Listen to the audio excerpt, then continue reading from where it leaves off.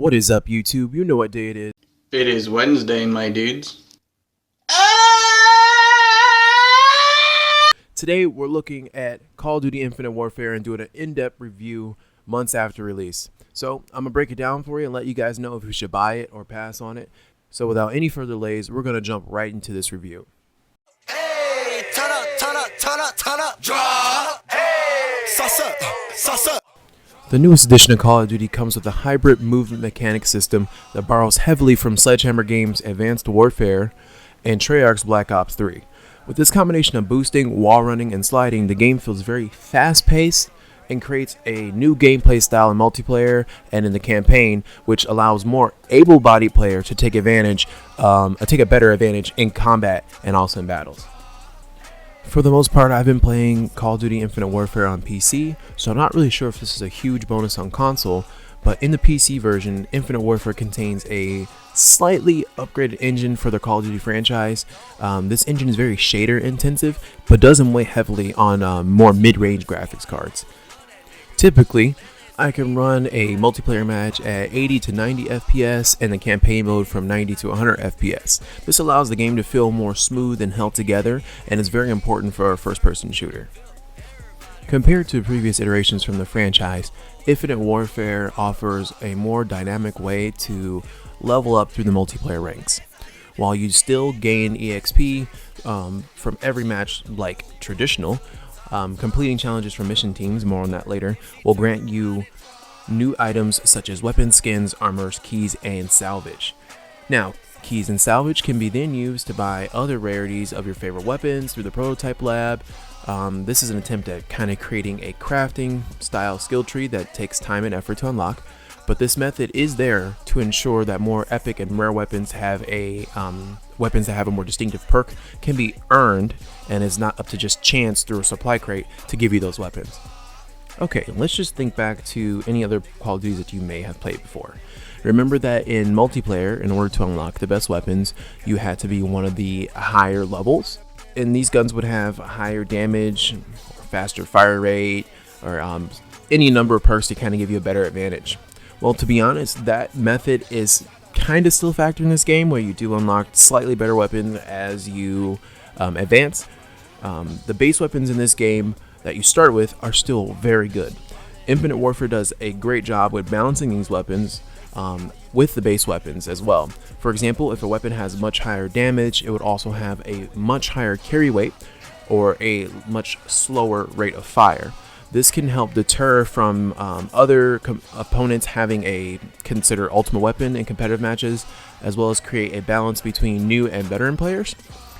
This also makes weapon selection a more essential component when playing a specific map. While some may babysit their favorite weapon time and time again, match after match, the advantage would go to whoever can think critically before making a selection depending on your map.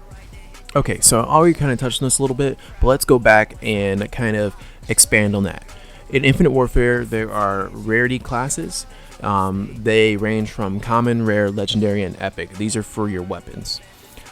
Although legendary and epic weapons can have a much lower chance of being dropped in a supply crate, and they also take significantly more salvage to craft, these weapons are not a one-stop shop, if you will, for better perks. Many of these high-tier weapons come with a drawback. Let's go ahead and take the epic weapon, the Goliath, which is a variant of the Volk, for example. It has a much higher damage.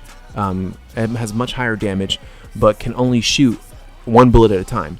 This allows for it's kind of their attempt at balancing the game, and some may not enjoy what is essentially a semi-automatic AK-47. Combine this with the fact that kill streaks take more kills to activate, and the game actually plays very well and very balanced. Okay, so this one might be a little controversial, as some people actually do play Call of Duty for the story. A lot of people actually don't, and a lot of people don't care about the story. So we're going to go ahead and tread softly, but we're going to get this one out of the way. The story mode is not revolutionary by any means. I do like the new direction that Activision took by taking well-known celebrities and faces and performances such as Kit Harington, better known as Jon Snow, from the television series Game of Thrones. Get formulated response to when people say, you know nothing. What do you say? It's just like, you're right, I don't know what that means. I still don't know what you know nothing Jon Snow means. It's completely confusing to both him and me, because it doesn't make any sense. So yeah, I haven't really formulated. I just go, yeah, thanks. Great. Instead, it makes the campaign mode actually seem more like a movie or a series. And if you don't typically like the way the story is playing out, there's nothing in the story that's going to be interesting enough to bring you back in and make you care about the characters. Infinite Warfare is a very sci-fi like story.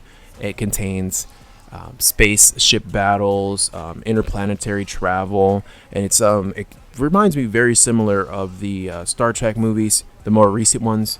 And it's a really big change from the more old school Full Metal Jacket military approach of Call of Duty in the past. This position for story making really doesn't scream like the life of a soldier as more as it does like a commander of a spaceship. Also, part of the campaign, you do have to go in and select missions manually. It doesn't take you through step by step. It doesn't hold your hand by any means. It gives you the option to walk through your ship as the commander. This is a way to kind of seamlessly travel from mission to mission, which I thought was a really cool idea. It's not open world per se, but it does give it a more open world feel. If I was to be completely honest, this game really, really wants to be Mass Effect so bad. One of the last points that made this game pretty decent was the introduction of rigs. Rigs are a base loadout that will determine a player's stats such as health, armor, speed, agility, and their overall avatar. As of right now, in Infinite Warfare, there are 6 rigs to choose from, each containing their own gameplay style as well as perk and payload. The payload can be, and in my opinion is, a game changer for multiplayer. It is basically a manual controlled super weapon or maneuver that rivals the super attacks found in games like Destiny, although payloads do not grant invincibility like they do in Destiny, for example. The use of a perfectly timed chain attack could change the tide of a multiplayer game, and this is found with those payloads. Rigs also offer, like I mentioned before, a perk system that will alter the movement or play style of your character. For example, the Merc class, which is very similar to a Titan class found in Destiny, has a perk called Man at Arms. This is a perk that ignores all weapon carry weight and could essentially make using a large machine gun more appealing during combat.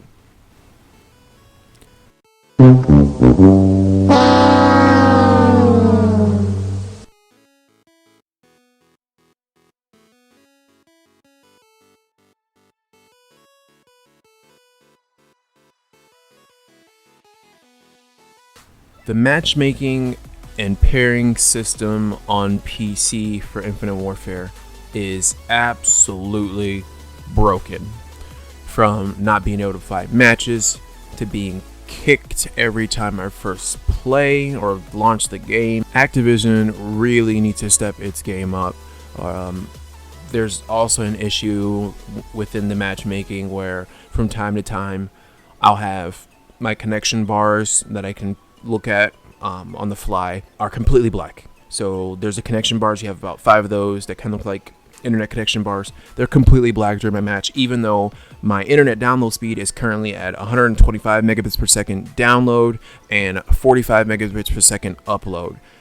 I'm not sure if that's just a glitch or something that they're still working on the fix, but I do know that whenever I do see that, I can experience the game lagging. I could experience other opponents on the game saying that the game is lagging, even though I'm not seeing that, and it just makes everything 10 times more annoying.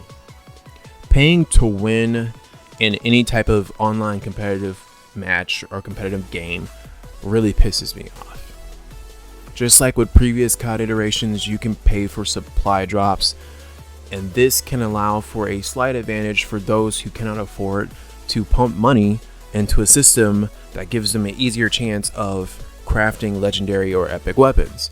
Now, I'm not necessarily saying that these legendary or epic weapons are a surefire way to win, but it is a cool way to get the weapon that you want, and allowing for people to purchase supply drops, which can then give them salvage or then give them the weapon drop for absolutely free, I think is complete garbage.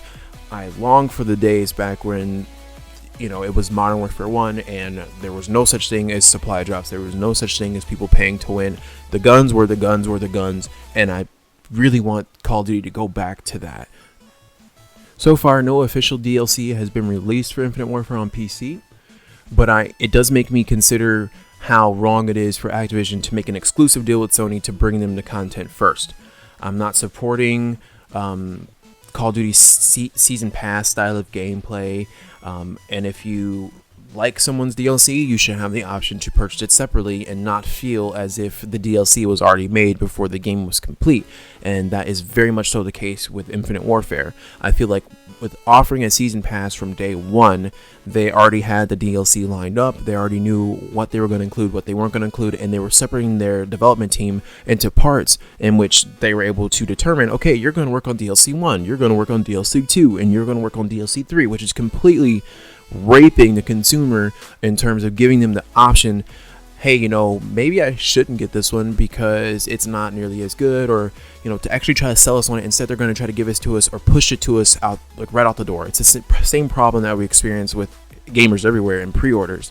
It's an issue that needs to stop, and it's frankly one of the reasons why I hate these games. Okay, let's talk for a brief moment about frame rate. I did have the displeasure of playing Infinite Warfare on a PS4. So flat out, fast shooters on slow consoles are not fun. Playing this game at 30 FPS is terrible. It's not something that I want to deal with. And maybe as a console gamer, I'm not putting you down or anything, but maybe as a console gamer, you're more used to it. But transitioning from the PC to the console to play with a friend was terrible.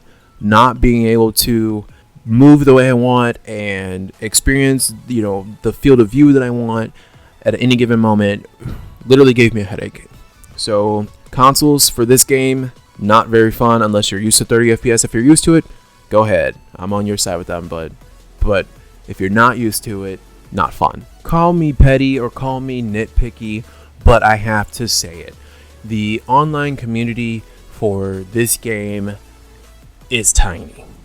Compared to previous games, finding a match takes almost forever on PC, and this is primarily due to the simple amount of hate that this game received before it even released. High dislikes equals low sales. I think that Activision should have taken that as an opportunity to improve, make changes, listen to the community, and try to appease those who are not looking forward to this game. As a result, matchmaking for me takes about 3 minutes, something that I will never get comfortable with or never get used to. I would love matchmaking to be a lot faster. I would like to be able to reach out to a more active and engaging community, and that's just not the case with this game. I feel like a lot of people are playing this game out of commitment to Activision or commitment to Call of Duty, and that's just sad at this point. We all remember Call of Duty Ghosts, and I, for one, was not part of that crowd. From this point on, you guys pretty much have a good idea what my opinion is on the game, but there are just a few more things that I have to touch on about what I absolutely hated. For one, there are preloading shaders. This is a low point if you own this game on PC. You wait for the install, which in the download, which takes about, even with my internet speed, takes about 30 minutes to an hour, just really depending on what my internet speed or my bandwidth is currently looking like. And then you launch the game. You're so excited, you're ready to go, you're ready to play. You still have to wait 45 minutes after that once the game is launched, because there's something called preloading shaders. I don't know if this was Activision's attempt at pushing the initial playtime up higher, but I do know that due to the amount of times I had to preload shaders as a PC player, my game time, which is borderline 100 hours at this point, is not truly 100 hours. My game time is probably more likely around 80-85 hours, and that's because there's been times where I left my PC on, walked away, took a nap because my game was preloading shaders. What the?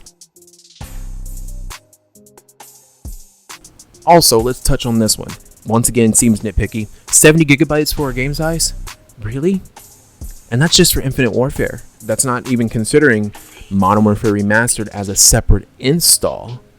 What is going on that this game needs to be 70 gigabytes? I just don't feel like they allocated for the space properly, and there was patch after patch after patch from them releasing a broken game. Real quick, there was a lower gun selection in this game compared to the previous ones. I noticed that on day one, there's probably, if I had to think about it, or off the top of my head, 30 guns available, not counting the classic ones or the MK2 weapons that are available now on PlayStation, and that's completely unacceptable. There should be one gun for at least every type of person out there, and if you're lucky, there should be at least 5 guns that you really like. But if you don't like any of the base weapons or any of the weapons that you unlock later on, you're kind of SOL in this game. The gun selection is anemic at best. And last thing that I high-key hated about this game, still to this day, across every single platform, including Xbox and PlayStation, Activision has given us an incomplete game. We're in 3 months and there's still no access to stats via the barracks. That's unacceptable. I don't understand what's going on. I don't know why it's so hard to show us our stats. They also don't give you an option to view your opponent's stats. This is something that can be extremely annoying when you're trying to determine or gauge who you're facing, so you can say, okay, he's a level 27, second prestige, maybe I should take this a little more serious, or maybe he just has a lot of playtime. Being able to see other people's stats and your own can allow you to determine, okay, is this going to be a casual match? Do I have to play softly? Or do I have to be a tryhard? And no one likes a tryhard. For your lesson today, no one likes a tryhard. Relax, play the game. Okay guys, just some final thoughts before I end up wrapping up the video. Let's talk about Modern Warfare Remastered. With the poor reception that Call of Duty received upon their trailer announcement back in summer 2016, Raven Software, a development studio based in Wisconsin, was tasked to making the blow of likes to dislikes just a bit easier for Activision to swallow. This came, I believe, in the form of Call of Duty 4 Remastered. And I cannot argue that the player base for Remastered is a lot higher on the PC for it is than for Infinite Warfare. The game is very good. It's a carbon copy, almost a complete carbon copy of the original with vastly superior graphics and moving. But I do not agree with Activision's tactics for giving us this game. They locked it behind a paywall of buying Infinite Warfare. So if you want Remastered, you have to buy Infinite Warfare, which I believe is just a bit unforgivable, seeing as how there were 2 separate downloads. I think it was just their way of being a little bit greedy. Instead, I think what would have been a better option is for them to release Infinite Warfare by itself, maybe for whatever price they considered, which we'll touch on that in a little bit, but release Call of Duty 4 Remastered as a standalone game for $30. That would have made a lot of fans loyal to this series and this franchise a lot more happy, and they probably would have seen their sales for this game be a lot higher than for Infinite Warfare, which I agree with. That's fine. Alright, so just some few things before I release the final score. How could they improve the game? Quickly fix the matchmaking and lobby load times. No more purchasing of supply drops, supply boxes, loot boxes, whatever you want to call them. Get rid of it. It's broken. It's annoying. And lastly, to quit with the freaking preloading shaders, and please just bump over this into the initial install time. So download the game, install, preload shaders is actually in the install time. Make sense? Great. Got it. Good. Let's talk about quickly what Activision did wrong to upset the Call of Duty community. Well, they released a futuristic COD game. I'm not sure what everyone was hoping or thinking what was next, but maybe they would assume that having a futuristic COD game would be the equivalent of releasing another Destiny or another Halo with kind of shields and very high damage to bullet ratio. That's not something that a lot of people were getting, but the game wasn't nearly as bad as what they were expecting, so I think that maybe people should take a chill pill just a little bit, play the game, see if they like it, and play the game for the game, not play the game for the trailer. And let's wrap this up really quick with the scoring system. I'm going to go ahead and score Call of Duty 3 out of 5. It's a lit game if you're willing to be a little bit patient with it. Like I said, I have about 80 hours in the game. If you have friends who play the game with you on the same platform, it can be a very, very fun shooter with a sci-fi twist. But at the same time, having a few problems. It's a good game if you like fast gameplay and futuristic shooters. It strays away from the original Call of Duty formula, but isn't that kind of what we asked for? We begged Call of Duty to no longer be stuck in the age of World War II shooters and wanted something fresh. So they made 3 modern shooters in the way of Modern Warfare and 2 Black Ops series. And then after that, we still complained. So they brought us to the future with Black Ops 3 and Advanced Warfare. Finally, yes, Call of Duty can now compete on the same plane as Halo. And we started complaining again. So maybe if we think about it just a little bit, the issue isn't with Activision, Treyarch, or Sledgehammer, even Raven. Maybe we're just tired of the games being released every single year. Maybe it's time to put Call of Duty on the back burner for a few years. Take some time to refine it, to make something fresh, and then have them come back to us. So, did you buy it? My answer is yes and no. For the current price of $50 to $60 for the base game, no add-ons, no DLC, and no Modern Warfare Remastered, I would give the game a pass. Do not buy this game for that price. I would only recommend this game for no more than $50 if it includes all the DLC and no more than $30 for the base gameplay. Okay guys, that's it from me. Let me know what you think in the comment section below. Don't forget to favorite, like, share, subscribe, whatever you gotta do, and give me a quick old thumbs up. Let me know how my first actual video went. If you guys want to see more content just like this every Wednesday, you know the drill. Hit that subscribe button, and I will see you next Wednesday. Peace.